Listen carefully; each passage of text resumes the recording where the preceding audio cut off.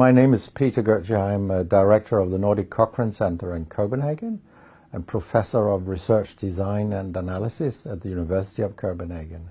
2 years ago, I found out that our prescription drugs are the third leading cause of death after heart disease and cancer. Our drugs kill around 200,000 people in America every year, and half of these people die while they do what their doctors told them. So they die because of the side effects. The other half die because of errors.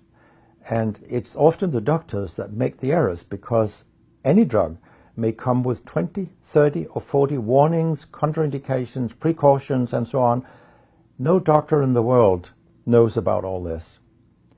So they give patients drugs that they should not have given them, that interact dangerously with other drugs or food items or so on.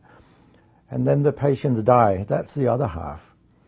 So the other thing I found out 2 years ago was that much of what the drug industry does fulfills the criteria for organized crime in US law. And they behave in many ways like the mafia does. They corrupt everyone they can corrupt. They have bought every type of person, even including ministers of health in some countries. So there is a huge amount of corruption. In my country, for example, Denmark, we are regarded as having very little corruption. But yet we have thousands of doctors on industry payroll, although we are just 20,000 doctors. So this is an effective kind of corruption. The drug industry buys the professors first, then chiefs of department, then other chief physicians and so on. They don't buy junior doctors. So when several thousands are on industry payroll, it's really, really bad. And that's why I wrote my book, Deadly Medicines and Organized Crime, How Big Pharma Has Corrupted Healthcare. I hope to convince patients not to take so many drugs, because so many die from the drugs they take. In my country, people take so many drugs that every single citizen can be in treatment with 1.5 drugs from they are born till they die. This is incredible. And drugs are not that helpful. And they kill very many of us. We know that. That's why drugs are the third major killer after heart disease and cancer. So what we need in the coming years is to take far fewer drugs than what we do currently. If we did that and we were careful, then we could live longer and live better lives. Because drugs have many side effects, and patients often don't realize that when they become worse, that it could be a side effect of the drug, which they continue taking because that's what their doctors tell them.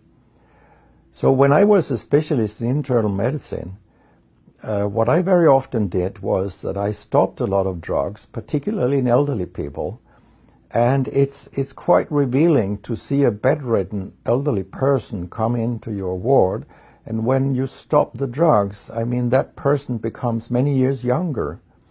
And many of these drugs affect the brain, and old people tolerate that very, very badly.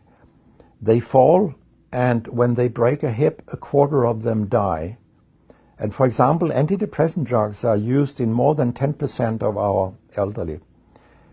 And they seem to kill 3% of them every year. I mean, if 100 old people take an antidepressant for 1 year, 3% of them will die because they fall and break their hip. This is a huge death rate.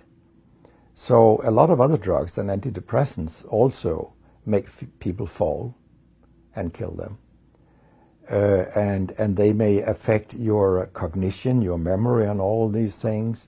And then they interact in ways that we know almost nothing about.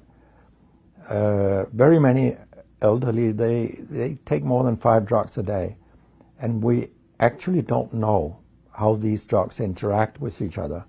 What we do know is that all drugs have many effects in the body, and some of them interact also in their metabolism.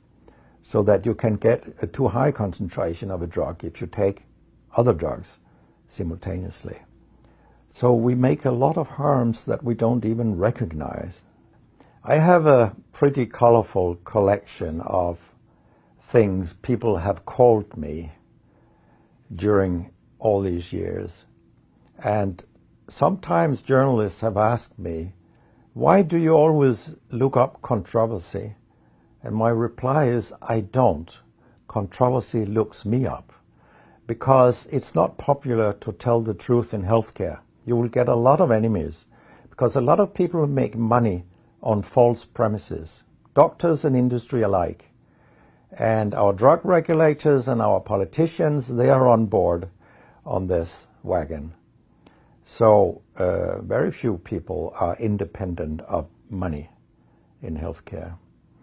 And of course, I have attacked a lot of holy cows during my career, and people have screamed loudly.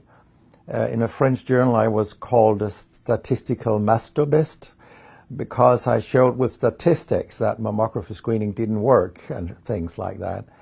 And I was even accused of scientific misconduct by the Association of the Danish Pharmaceutical Industry, which was completely ludicrous. It was harassment from beginning to end. They came with vague arguments that we cannot recognize the conclusions in your study, and they could have come up with numbers and said, these numbers are wrong. They didn't do anything. It was only harassment. It lasted 18 months, I think, the whole thing. And then when we were acquitted, I made sure that this nasty behavior was described in the British Medical Journal. So after that, they haven't come so much after me, the Danish drug industry. And when my book about organized crime came out, they just lied about it, as they always do, that my examples were old, they went back 90 years and so on. But, you know, where I demonstrate that what the 10 biggest companies do is organized crime, these examples, they were from within the last 10 to 15 years. That's not old examples. And the crimes have increased because when crime pays, you will have more crime. That's how capitalism works.